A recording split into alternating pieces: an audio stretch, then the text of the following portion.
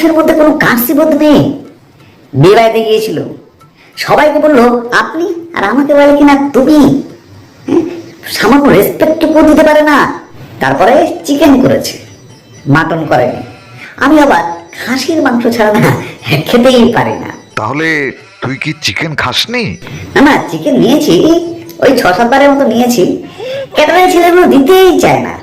তারপর খাওয়া দাওয়ার শেষে একটা জায়গায় দাঁড়িয়ে আছি, এমন সময় কোথা থেকে বয়স্ক এক উৎপ লোক এসে গায়ে পড়ে জিজ্ঞেস করলো, কোন পক্ষের? আমি বললাম মেয়ে পক্ষের। এত বিরক্ত লাগছিল, একটা ইয়াং মেয়েটে জিজ্ঞাসা করলো না হয় চলতো, কোথাতে এক উৎপ বয়স্ক লোক। তারপর আরো জিজ্ঞেস করলো, তুমি মেয়ের কে হও? আমি বললাম এক্স বয়ফ্রেন্ড।